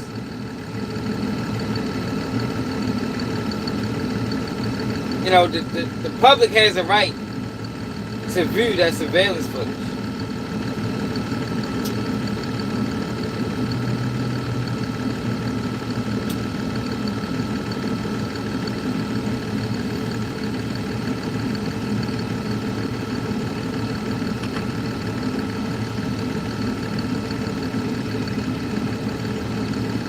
We will not be.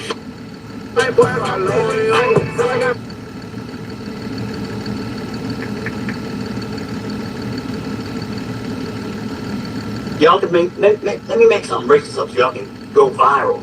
I got a new name for Mello, okay? Because he was such a little boy that I was trying to portray. How about Watermelon Felon? How's that one strike you? Y'all can let me make something racist up so y'all can go viral. I won't. Fuck you. People are going to see you for who you really are now. And if we want to talk individuals, we can, because I couldn't speak about this in court. But I can speak freely now, because the gag order is lifted. Tiffany Billions, Wackadoo, McAdoo, whatever her last name is, I'm not going to throw insults at you, because I'm not going to lower myself to your level. But you're despicable. Drew Anthony, Kayla, you're Kyle. Well, they never released. So the kid Edward and Nick at Night recorded his testimony. The kid Edward, who Carmelo was there to talk to, filmed it. Now, for some reason, some odd reason, nobody got this film. They say he act like he was filmed. Yeah. The father fucked up. Now you see why his son thought he could just tell people to move and shit. Once again, I have no clue what to wear. This is why I created an outfit formula. So on days like this, although you might feel stuck, like how I do, it's actually very easy to put something together with some staple pieces.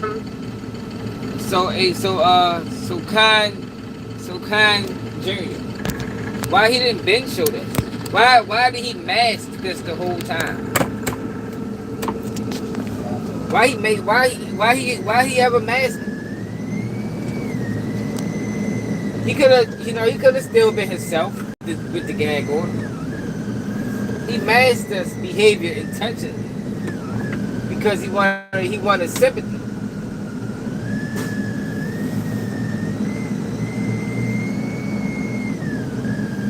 I think Carmelo family is who they really is.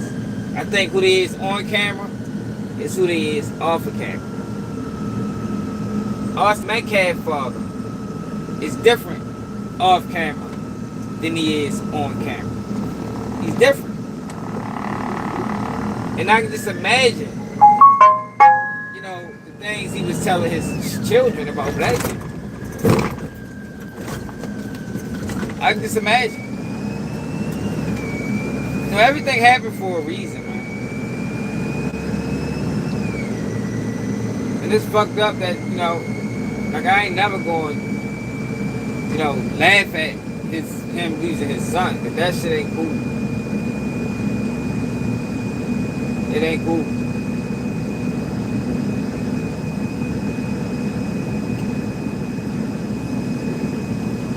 But come on, yo, what the fuck is you doing, man? Don't get over, yo. You nothing stupid now, sure. Be dumb. Yeah, but that ain't cool. But his father is a slime ball. He probably over the years he's probably said some nasty things about black people to his children. All type of stereotypical shit that ain't true. I can just imagine.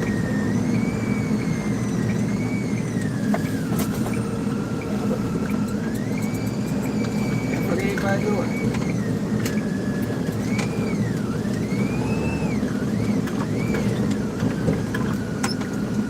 Make sure I ain't got no calls. Anybody at the shop now.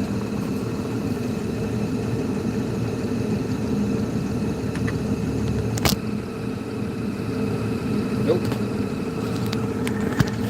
No call for me. Let me go home. I'm ready to say, man, y'all gotta let me go, man. It's been about 3 hours to sit. He said, "You're not gonna move me. You're a bitch." Austin said the same thing. Okay, so that's the juror, and here's what I felt about what was happening. So this is the testimony of the kid who turned out to be a bitch. His father was a hoe. His father a hoe ass nigga. You ain't raised your son with no morals. No integrity, my nigga. No integrity. He the one that really did the blame for this whole shit. You tell this boy, come over here and holler at you. Your friends at your school start teasing him and picking with him. And your bitch ass ain't say nothing. It's a bitch, boy.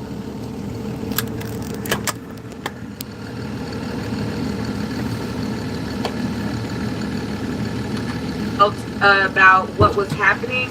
I did not go to the closing arguments.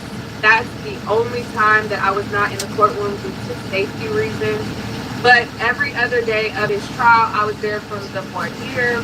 I was there every single day listening to every single thing and jotting down as many notes as I could. When it got to Eddie Parr's testimony, it was a lot going on that I didn't end up reading out what I had written down, but we're gonna get into it. But before I get into it, there is some weirdo that is using my video where I was crying at the courthouse, and they're titling it as if that's Carmelo Anthony's mother reacting to the verdict. If the internet is a sick place where a person would be so thirsty for clicks that you would use my moment and put a title and make people think that my reaction to being targeted and to be a part of the white supremacists trying to intimidate, like using my moment to like flip it and try to make it seem like it was Carmel. For anybody that live on the road, yo, this right here is an investment. Check this out. It's an investment right here, man. You need to get yourself one. It's like an oven, basically. It's a lunchbox, but it's an oven, too. Look, see how that shit cooking? Good as a bitch. I need to get y'all one of them, man. Trying to tell you, save the day. The truck drivers and shit like that be having to eat on the go. Get you right. I ain't gonna tell you nothing wrong. Moment to like flip it and try to make it seem like it was Carmelo Anthony's mom's reaction to the verdict is sick. Carmelo Anthony's mother and father, they never were through the parking lot. They always went through a special entrance in and out. So people are disgusting, like literally disgusting. And I'm going to try and see how I can get those posts removed and struck because it's diabolical. Now, Saturday was court, and it was June 6th. It was the official day 5 of the Carmelo Anthony trial, but I think it was day 3 of like actual testimony. Then trying to provoke him. It's with hands on instead move, and then I guess he said melting. But anyways, back to the subject at hand. So he tried to immediately off the bat, or the prosecution wanted to immediately off the bat establish that he don't really fuck with Melo like that. Like I knew him, I wasn't that close to him, but Austin was close to me and he was like a brother to me. He said since the murder, he noticed,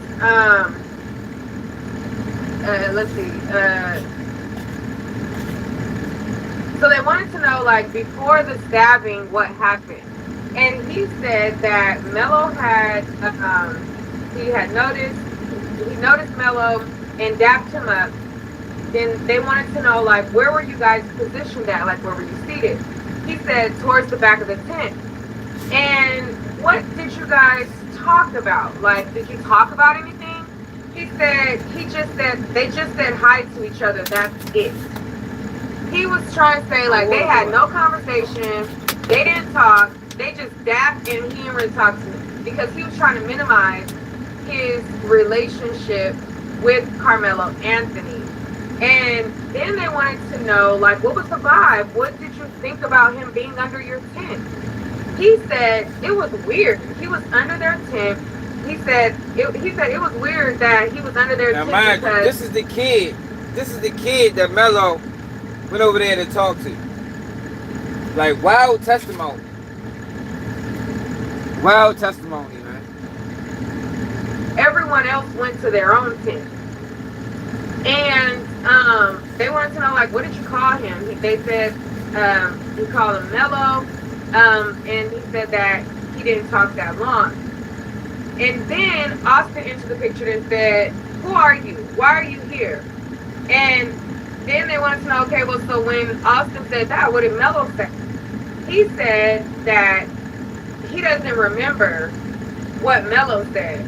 But Austin said, who are you? You got to get out of our tent. Mello got mad. He was told to get out.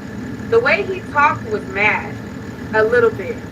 You got to move. And then I guess he said, Mello responded to Austin, you got to move me. You got to move me. Then he said, Yo, it sounded like a lot was said in the middle of that. It's like a lot was said in the middle of that. That was left out of testimony.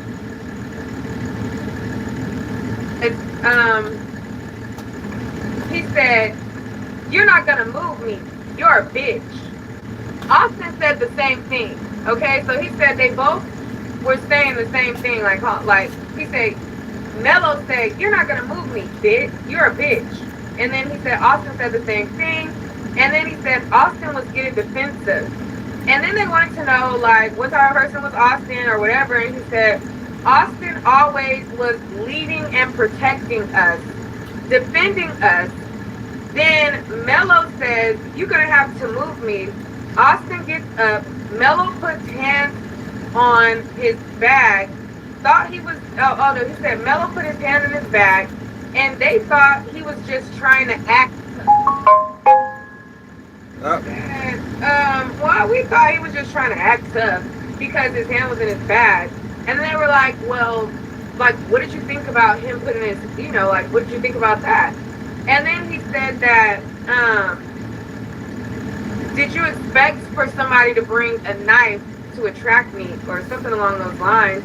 And he said, we're at a track meet. I wouldn't expect you to have a knife at a track meet. And then they wanted to know, okay, so after that, what did Carmelo say? He said, touch me and you'll see, or touch me, then trying to provoke him. It says, the way he was talking to Austin, you're going to have to move me. Then Austin puts his hands on him. Then Austin fell back. He tried to move him off his seat with a soft shove. Okay? So as he says that, he says that Austin was just trying to move him out of his seat with a soft shove. And then he started to get choked up. And then he says, like, he saw the stabbing happen. And then he started to cry on the stand. So immediately when he started crying, I looked to my left and the Metcalf family, the mom, she just broke down and crying. Like, she's crying. Then, her boyfriend is like consoling her. It's this whole thing. The jury is watching all of this play out. And one of the jurors, I was looking at her and the jury is watching all of this play out. The judge not one time intervened. And I could tell, like, she felt sorry. I can't read her mind, but just her expression, like, she just looked like she felt sorry for the mom. Like, she kept looking over that way, and you could just tell, like, anytime they played the 911 call or showed the body cam or anything like that, like, she was looking like she was fighting hard not to cry. Like, her face was like looking like she was crying, but it was no tears coming down like every single time. So I knew that was one of the jurors that they lost. Then there was a juror that was an older man. He sat in the front, like in the very front row. It's like 3 seats all the way to the end. Anytime the defense would like question a witness or like try to present things, he would always give them like a smug look. Then there was 2 white boys that sat in the back. Like, a lot of people are saying different things about the jury, that some things are true, a lot are not. Number one, it was not an all-white jury. They made sure to have people that were younger on the jury. Like, there were plenty of people on the jury that were young, and that's something that I reported like videos ago. But there was 2 white boys, and you can tell, I was like, they just look like they are like in my mind, like they're not keeping an open mind. Like, I felt like they looked like they saw themselves in Austin. Like, I don't know how to describe it, but when they were listening to the testimony, like, you could just look and you could just tell. You know, that's why I was telling you, I was like, they just look like they could be, I'm like, they don't look like him, they don't look like they could be related to him, but they look like they could be in the same family, or they could be like, and then somebody was like, oh, like, they look like they could be his peers. I was like, all right, y'all. I got a call. They take my ass back to work. Make sure you hit that like button. Make sure you subscribe to the channel if you're new. Never that keep you new.